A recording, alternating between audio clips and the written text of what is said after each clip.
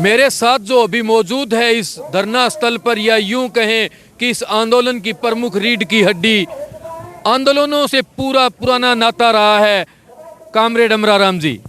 Comrade साहब, आंदोलन बढ़ता ही जा रहा है, 25 दिन गुजर चुके हैं, लेकिन सरकार जो हुक्मरान है वो बात सुनने को तैयार नहीं।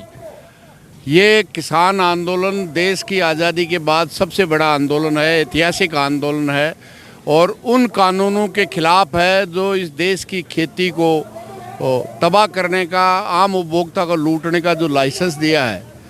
मैं समझता हूँ काले कानून है और कानूनों के खिलाफ, नीति के खिलाफ ये संघर्ष है, अपने आप में ऐतिहासिक है। और जिस तरह से जितना लंबा हो रहा है उसी तरह से तेज़ी के साथ आगे बढ़ रहा है। देश की सरकार ने किसानों को बदनाम करने के लिए कभी कहा ये एक प्रांत का है, कभी कहा खालिस्तानी का है, कभी कहा नक्सलियों का है, कभी कहा किसी द्वारा स्पॉन्सर्ड है, कभी पाकिस्तान समर्थन से, कभी चीन समर्थन से, तरह तरह से बदनाम करने की कोशिश की। फिर भी इस देश का किसान समझ चुका है, न बदनामी से डरता है। और फिर अभी आखिर में उन्होंने किसानों में फूट डालने की भी कोशिश की। मैं समझता हूँ 500 किसान छोटे से लेके बड़े तक सब इस किसान संघर्ष समन्वय मोर्चा, संयुक्त मोर्चे में शामिल हैं। एक भी किसान संगठन उनके साथ नहीं गए, इसलिए नकली किसान संगठन और किसान नेताओं को खड़ा करके वार्ता का भी ड्रामा कर लिया। न बदनाम हुए, न फूट पड़ी, एकजुटता है और ये पूरे देश का है। कश्मीर से कन्याकुमारी, नागालैंड से लेके कच्छ, गुजरात तक तमाम किसान एक हैं। हो सकते हैं वो अलग अलग भाषाएं बोलते हों, अलग अलग धर्म हों, जाति हों, लेकिन इस देश की जो मोदी सरकार ने 2014 में आए, जब वो वायदे किए थे, एक ही वायदा करने की बजाय एक ही नीति, अंग्रेज़ों की नीति, फूट डालो, बांटो, लूटो और राज करो।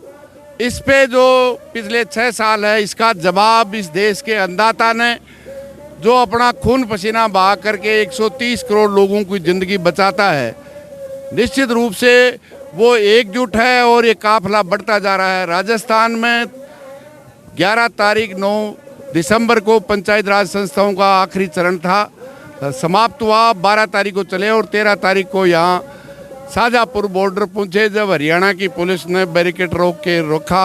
आज 8वां दिन है लगातार, और वो 24-25 दिन से हैं। मैं समझता हूँ इस देश का कारवां बढ़ता जाएगा। 2015 में जो किसान की ज़मीन अधिग्रहण का 3 दफ़ा अध्यादेश लेके आए थे, जब भी मोदी आ रहा था देश का किसान जीता था। अब कॉरपोरेट के हवाले खेती और आवश्यक वस्तुओं को लूटने का जो लाइसेंस दिया है, तीनों कानून जो पास किए हैं वो वापस जब तक नहीं होते, बिजली संशोधन विधेयक 2020 जब तक वापस नहीं लिया जाता है, एमएसपी का कानून बनाकर तमाम जिनसे खरीदने का कानून नहीं बनता है, जब तक इस देश का किसान पीछे नहीं हटेगा। मोदी को 15 में भी हराया था, 2020 में भी हराएगा और देश का किसान जीतेगा। अमराराम जी, जब हुकूमत बंदूक लेकर निकल पड़े तब देश को ज़रूरत होती है कलम की, और आज के टाइम में गोदी मीडिया का स्तर किस प्रकार है वो पूरी दुनिया देख रही है। उस गोदी मीडिया को क्या कहना चाहते हैं आप? गोदी मीडिया को हम कहना चाहते हैं जो अंबानी और अडानी और पूरी देसी और विदेशी कंपनियों का गुलाम हो चुका है। लेकिन हमारा मीडिया भी है, आप जैसे लोग हैं, सोशल मीडिया है, बहुत से लोग हैं जो किसानों के साथ भी अपना मीडिया भी है। निश्चित रूप से उनको तो मैं धन्यवाद दूंगा। और गोदी मीडिया को भी कहना चाहूँगा कि दर्शक और पाठक, इस देश की 130 करोड़ जनता है और उसमें 70% किसान है, वो अपना भविष्य देख लें। निश्चित रूप से जिस तरह से रिलायंस के मोबाइल को, जियो को डाइवर्ट किया है, निश्चित रूप से उसका भी बहिष्कार होगा, क्योंकि पाठक और दर्शक इस देश का किसान, अन्नदाता, मजदूर और नौजवान है, जिनके खिलाफ इस कोरोना महामारी के वक्त तीनों पे हमला, मजदूर पे हमला, नौजवान पे हमला और किसान पे हमला जो किया है काले कानूनों से। तमाम निजी हाथों में सड़क, शिक्षा, चिकित्सा, रेल, हवाई जहाज, बैंक, बीमा, हर चीज़ क्षेत्र जो इस देश के 130 करोड़ लोगों के टैक्स से बनी थी, वो कंपनियों को देने का और अभी खेती को भी कंपनी और आम उपभोक्ता को भी देने का किया है। निश्चित रूप से देश की मेहनतकश जनता जीतेगी और मोदी हारेगा। एक लास्ट सवाल सर, ये NH8 है जो करीबन 17 स्टेट को जोड़ता है दिल्ली से। ये अभी तक एक तरफ तो आप लोगों ने कुछ किलोमीटर का जाम लगा रखा है, दूसरी तरफ अभी भी खुला है, तो दिल्ली अभी दूर है। ये कितने दिन और दूर रहेगी?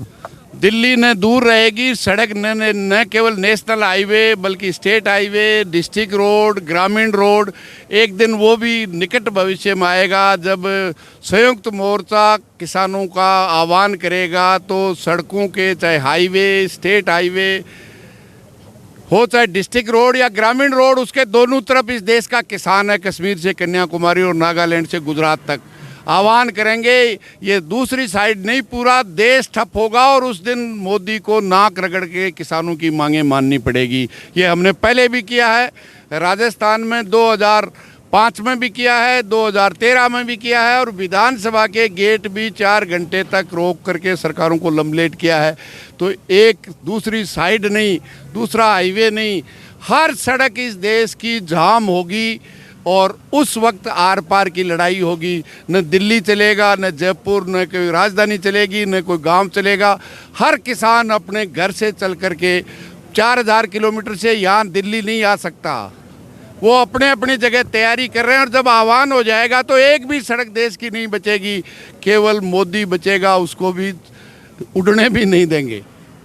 मोदी जी ये देश का अन्नदाता है, ये अपनी आई पर आ गया तो संसद में बैठे आपके जो और साथी है उनकी कुर्सी खा जाएंगे। इन अन्नदाताओं की अभी शांतिपूर्वक तरीके से मांगे मान लेंगे तो अच्छा है। आपके गोदी मीडिया के कहने से ये आंदोलन बदनाम नहीं होगा।